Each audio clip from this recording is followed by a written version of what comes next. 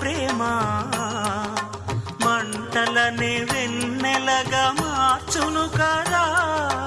గాలికి గంధము పూయడమే పూలకు తెలిసిన ప్రేమ సుధా. రాలిన పూల జ్ఞాపకమే కాలం చదివే